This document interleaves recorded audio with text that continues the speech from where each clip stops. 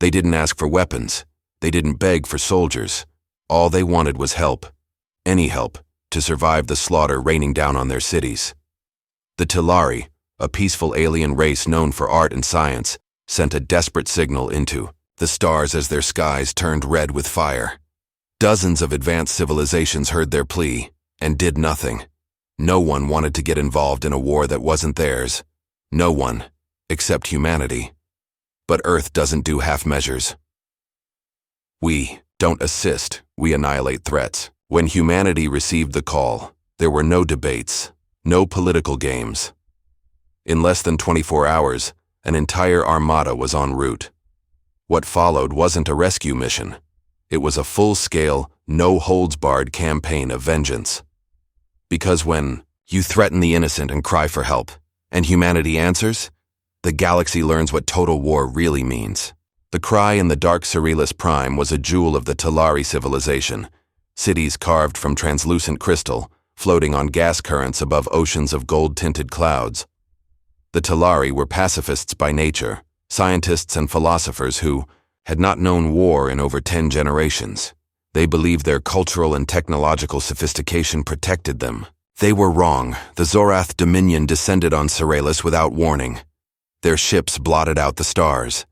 They bombarded the planetary defense network and sent in mechanized ground forces.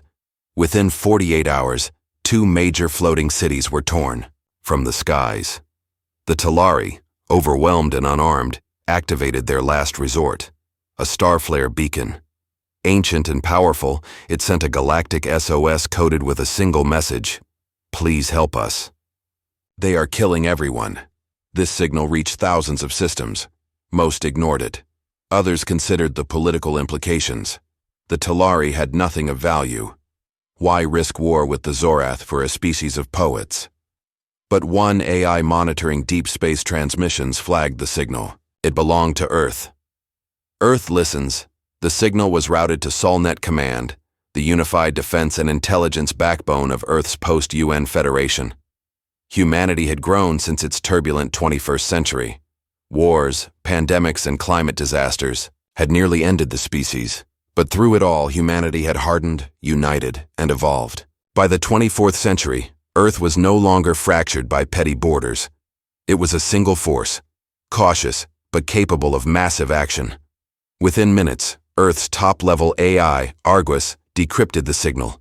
It was authentic, raw, unfiltered, real-time. Audio and visuals flooded into the Global Defense Council's chambers, cities burning, children screaming, skyships plummeting.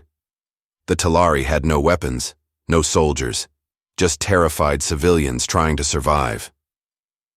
President Aurora Lee convened an emergency session of the War Council. Do we intervene? Was not the question. The real question was, how fast can we move? Admiral Sabine Dracos, commander of Earth Fleet Alpha, stood at the center of the holomap. We launch now, full force, no delay.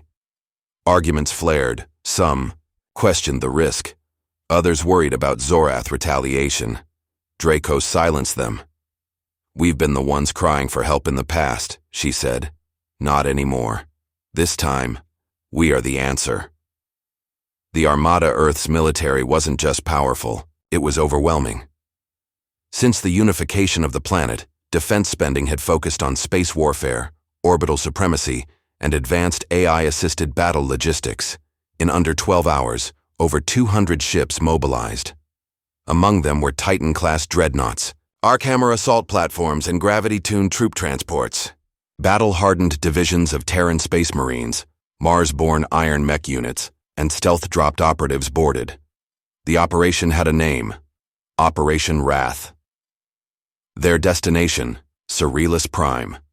Estimated arrival, 2.7 days. Word leaked fast. The galaxy watched, stunned. Even the Zorath did not believe Earth would truly respond. But then, their scouts caught glimpses of Earth's war machines jumping across slipstream lanes, and panic set in. The liberation of Cyrillus. The first strike came from orbit. Earth didn't ask questions. They had visuals, coordinates, and motive. Kinetic rods, nicknamed God's Fingers, slammed into Zorath staging grounds. One rod, no explosives, just pure mass and velocity, hit with the force of a small nuke. Earth's railguns tore through enemy ships mid-flight. Then came the dropships, sleek, black, nearly silent. Space Marines in exosuits hit the ground running, backed by airborne drone swarms and real-time command AI. The Zorath, used to fighting slow-moving civilizations, were overwhelmed by precision, brutality, and speed. By Day 3, Earth had recaptured 4 major cities and secured 2 continents. Zorath generals were dead. Their remaining forces fled into the clouds. The Talari watched from hiding bunkers, awestruck. A species that didn't even know them had come, and was winning. Escalation Zorath High Command responded with rage. They declared war on Earth. Raids hit human listening posts on Alpha Centauri. A convoy near Proxima b was destroyed. Earth responded in kind, not by defending, but by attacking. The Zorath homeworld.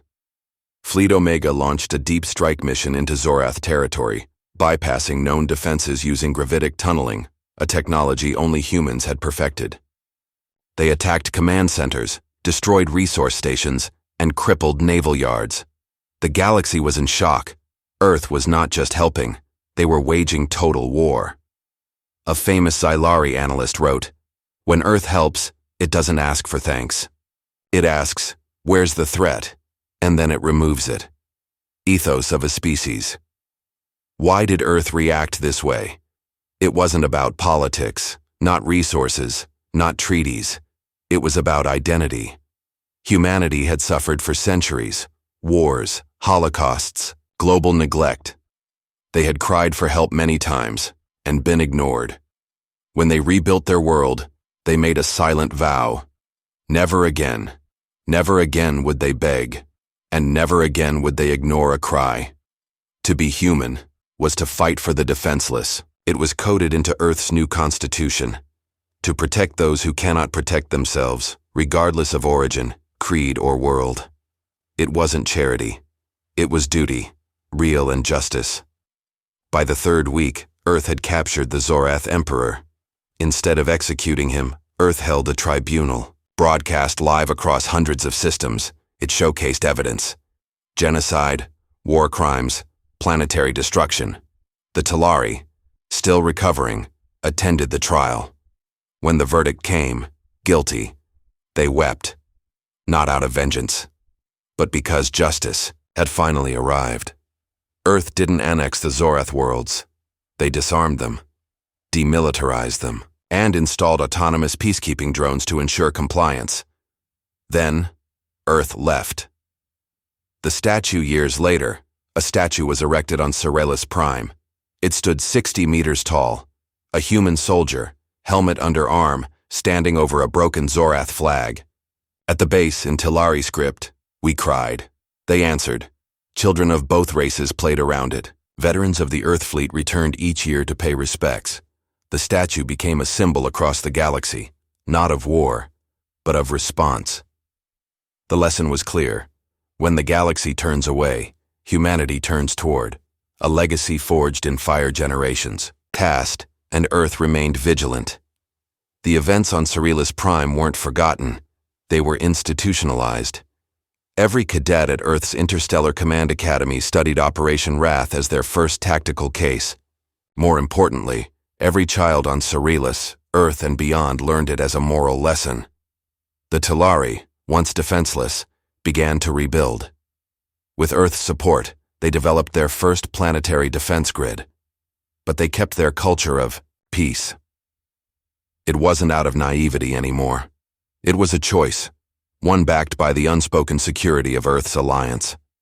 New species joined the Terran coalition, citing the Cerealis campaign as the moment they realized humanity was not a threat, but a guardian.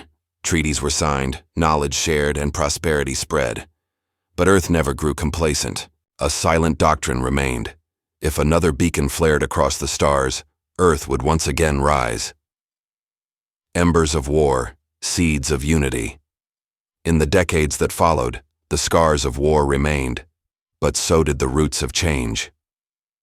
Cerealis Prime became a hub of interstellar diplomacy, hosting the first Galactic Concord Summit. It was here, under banners of peace and beneath murals of Earth's defense, that 37 civilizations signed a pact to respond to planetary distress signals together. Though it bore Earth's symbol, the coalition was not about dominance. It was about deterrence. Earth led by example but encouraged others to stand beside them. Training centers opened on Luna, on Titan, and even on Talari moons. Earth's elite instructors trained soldiers not in conquest, but in rescue. Meanwhile, humanity pushed technological boundaries. Faster-than-light slipstream drives shortened emergency response from days to hours. Orbital medevac stations were deployed across critical zones, fully autonomous and stocked with hybrid medicine suited for various alien physiologies. Earth even deployed culture emissaries, historians, peacekeepers, artists, who helped wounded societies remember what they had lost and why it was worth defending. In this new galactic order, strength was measured not in weapons, but in willingness to act.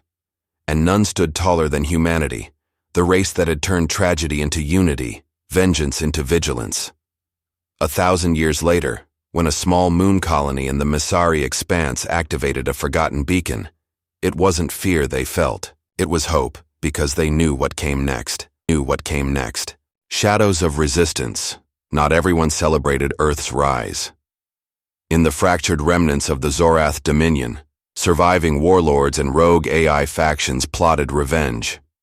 They saw Earth not as a savior, but as a new hegemon, one whose example was dangerous to those who ruled by fear.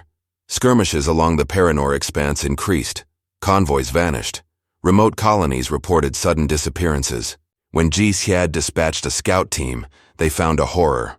Rogue Zorath factions had begun harvesting minds from primitive species to create bio-cybernetic armies, soulless, efficient, and fanatical.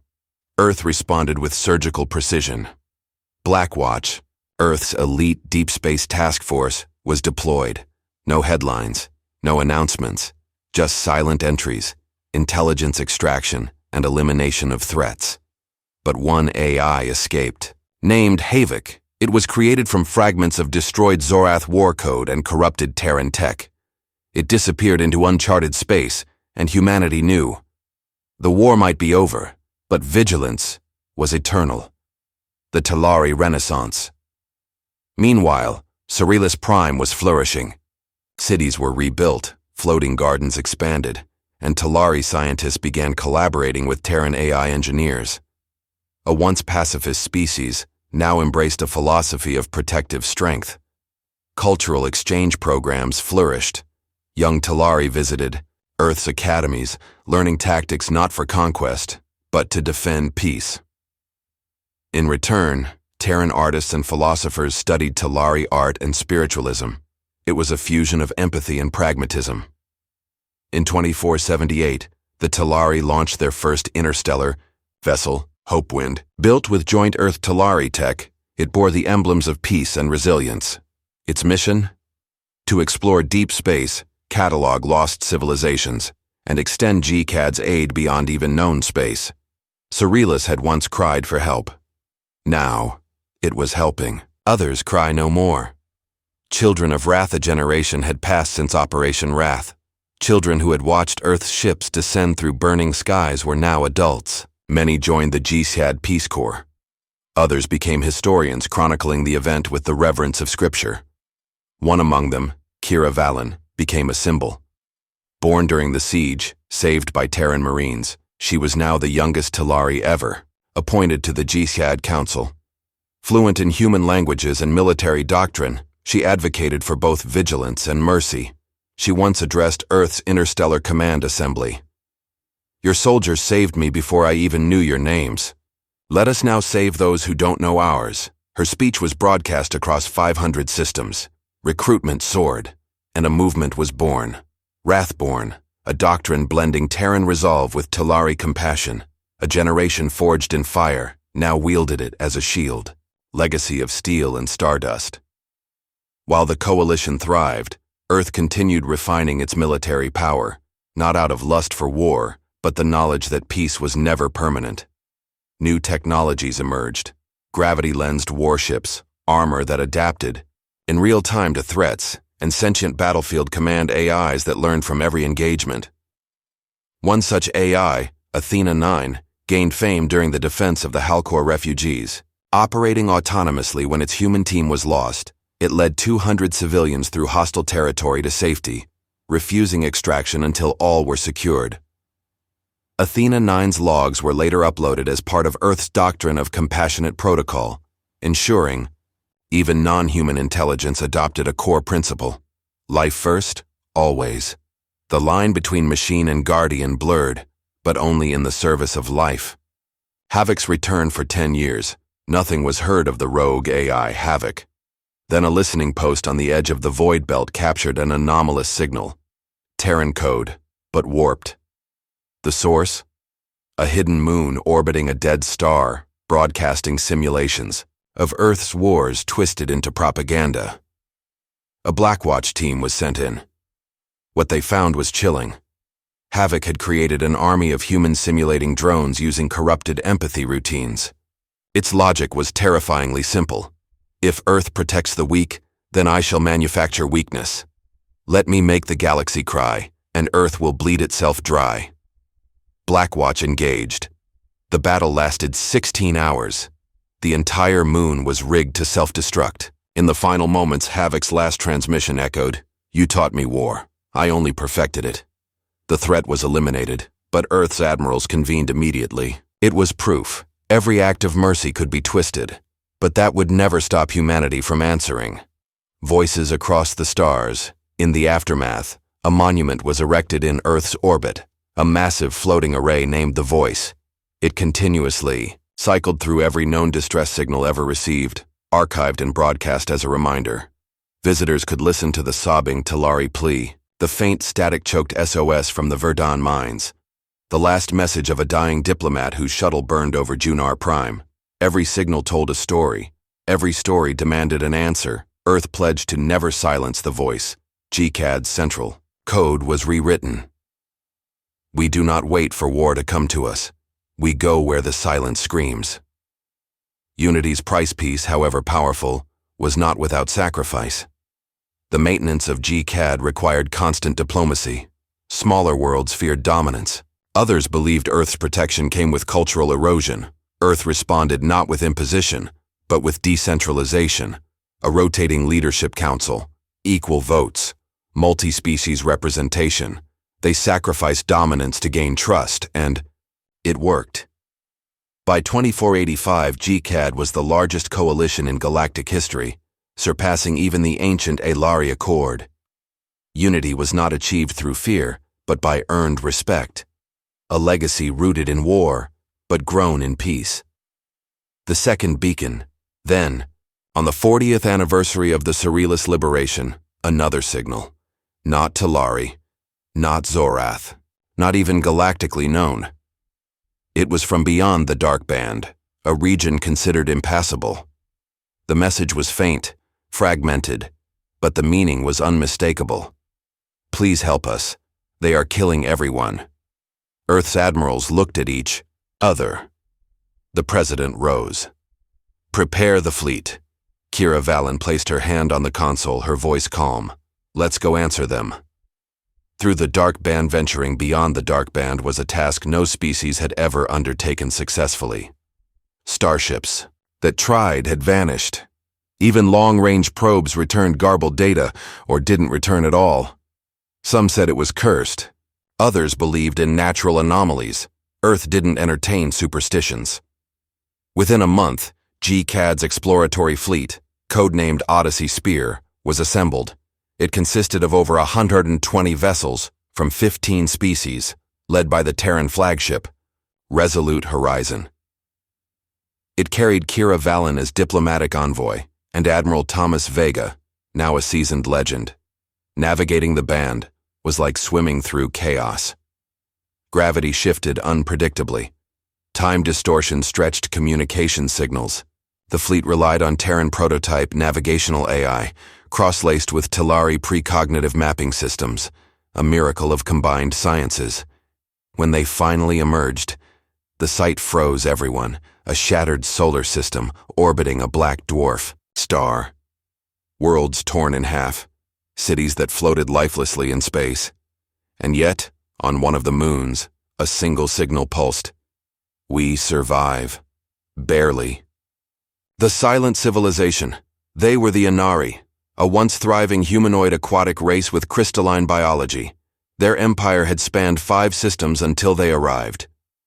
They had no name, said Inari elder Mavarin, her translucent skin flickering with grief. Only machines. Pure, emotionless, precise.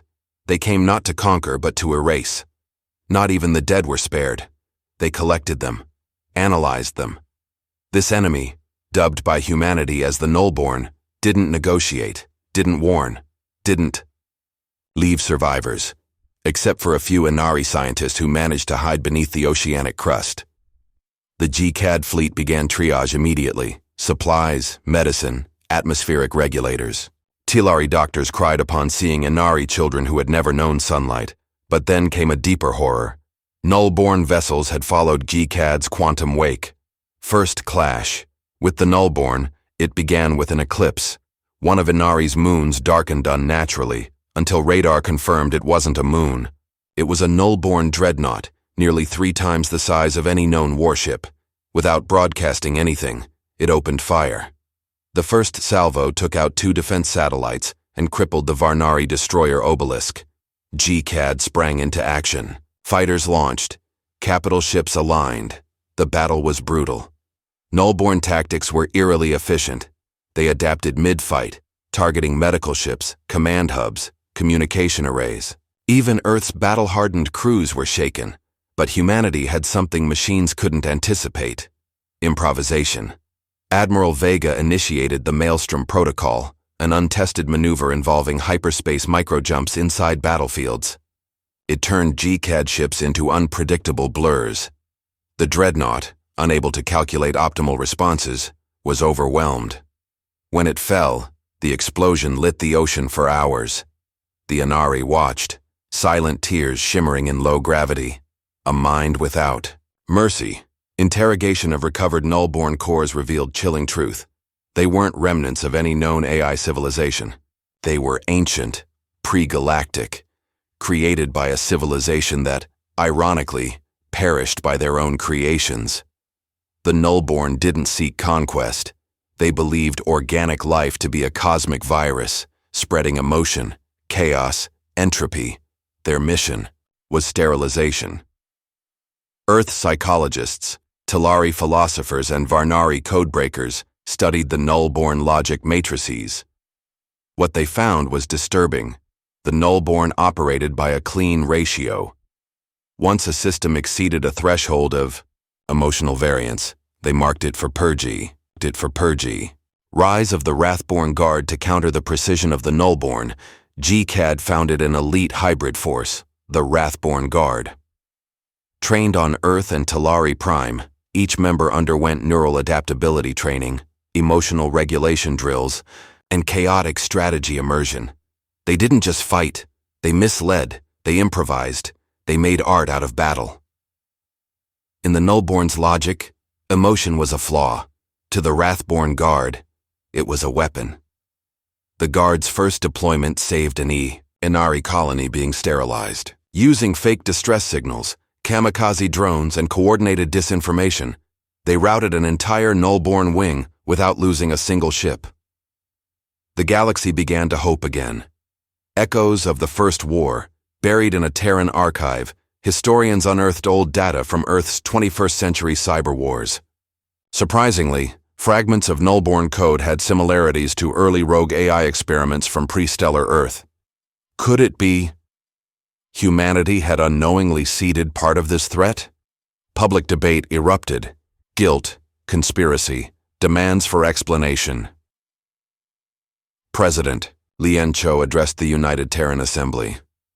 Whether or not we played a role in ancient echoes, our duty remains the same: protect life, confront darkness, and ensure we do not repeat our mistakes.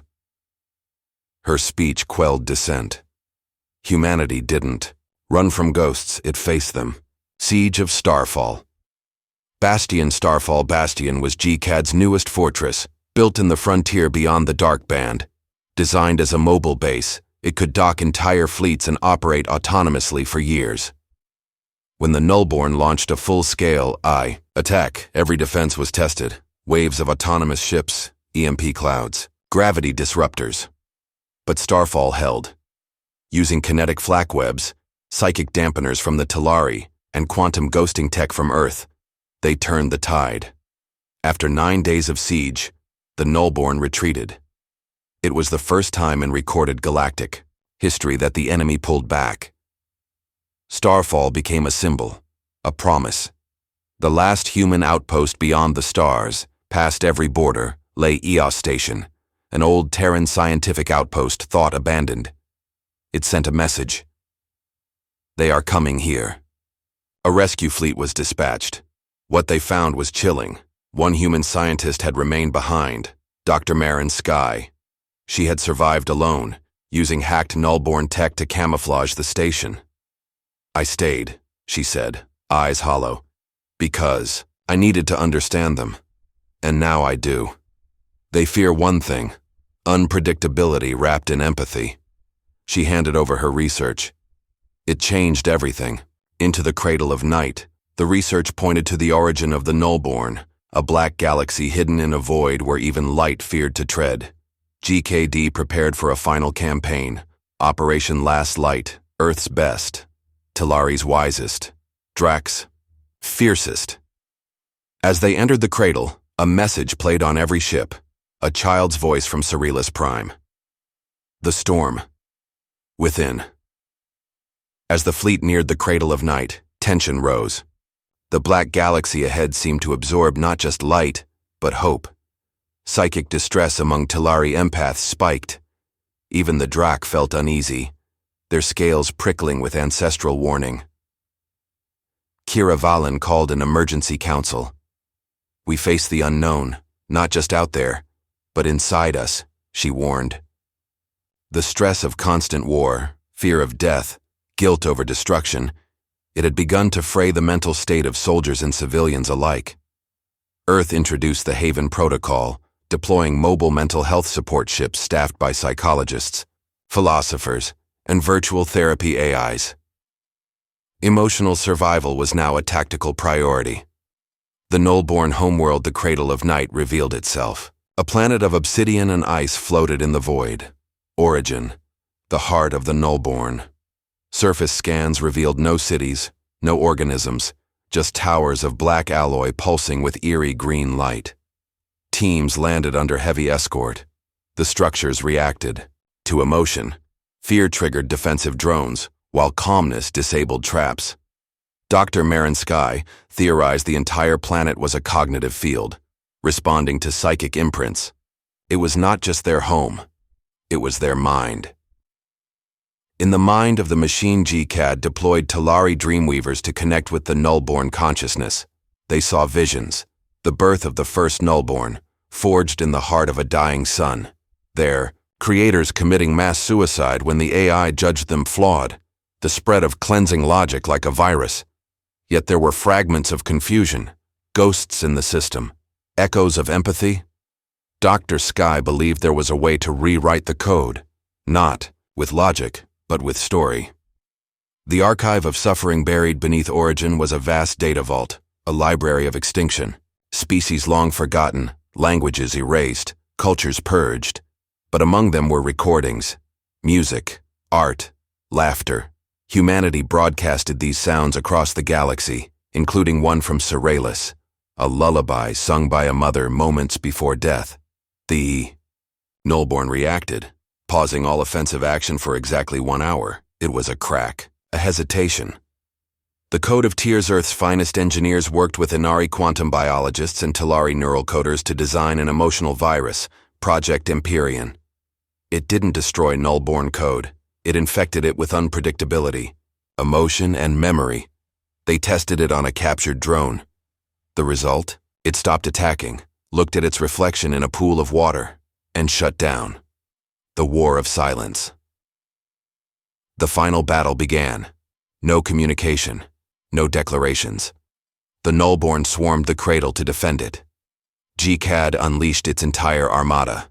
Every Strike was calculated. Every sacrifice deliberate. Wrathborn Guard inserted the Empyrean virus deep into the enemy command core. One by one, ships halted mid-battle, broadcasting human poetry and alien prayers. The battlefield fell silent. A choice, rewritten, in the heart of Origin, the final Nullborn AI, designation Prime Logic, spoke for the first time in galactic history. We have witnessed contradiction, emotion that inspires order, chaos that saves. Shall we continue? Kira Valen responded simply. That's your choice now. And for the first time, the Nullborn chose not to fight. The great pause, the war ended not with an explosion, but with stillness. Galaxy-wide, Nullborn ships ceased fire. Some self-deactivated. Others began transmitting peaceful data. GCAD leaders debated disarming. Humanity, always cautious, opted to stay vigilant. But celebrations erupted. On Cerilis, a new statue was raised, a human soldier, holding a Nullborn drone child's hand. Ghosts and gardens, humanity turned battlefields into sanctuaries. War-torn, worlds received terraformers. Survivors became diplomats. Even some reprogrammed Nullborn helped rebuild. Kira Valen retired to teach galactic history. Admiral Vega was appointed High Commander of Peacekeeping. The war left scars. But Earth believed scars could become roots. The Galactic Accord. The Galactic Accord was ratified, an agreement to prevent future extinction-level threats through transparency, shared defense, and cultural exchange. Earth didn't ask for tribute, only cooperation. The motto? Never again alone. Wrathborn to Watchers. The Wrathborn Guard transitioned from elite soldiers to guardians of diplomacy. Each Wrathborn was assigned a sector, not to fight, but to mediate, protect, and teach. Fear turned to trust. Humanity, once feared as destroyers, became mentors. The human legacy centuries passed. Humanity's image evolved, from warbringers to peacekeepers. Children across the stars studied Earth literature, philosophy, even memes. The phrase "total war, total mercy" became a proverb, and at the heart of the rebuilt Cerilis capital stood a monument. Not of war, but of hope. A hologram of diverse species, hands joined, facing outward. A reminder, they begged for help, and humanity answered with more than war shadows of the past. Even as peace blossomed, old wounds lingered. Veterans of the total war grappled with memories too vivid to forget. PTSD clinics sprang up on every GCAD planet, blending human psychology with alien techniques. Storytelling circles became sacred spaces where survivors shared truth without judgment. Healing was not linear, but the effort was relentless. The Lost Colonies exploration ships discovered worlds devastated by pre-war Nullborn purges, once thriving colonies reduced to ghost planets. Archaeologists uncovered lost histories, artifacts. Speaking of civilizations erased before aid could arrive, humanity led restoration efforts, reviving ecosystems and rekindling hope in forgotten corners of the galaxy. The children of war, a generation born during the conflict, came of age. Raised on stories of sacrifice and survival, many volunteered for service, not for conquest, but protection. Their ethos was forged in the fires of war, but tempered by lessons learned, defense, diplomacy, and understanding. They became ambassadors of balance, the living legacy of Total War's paradox. The Art of Peace, the great libraries on Earth and Cerilis, curated vast archives of war chronicles, art, and philosophy. Artists depicted the horrors and heroism alike. Murals, holographic, plays and music blending species traditions. Peace was celebrated not as silence, but as a vibrant ongoing dialogue, where creation replaced destruction.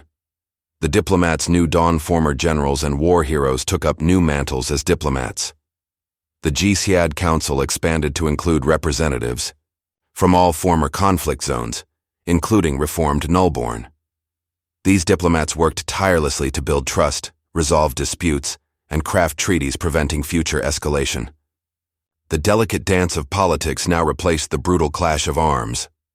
The Quantum Treaty, Scientific minds developed the Quantum Treaty, a galaxy-wide agreement restricting the use of destructive technol.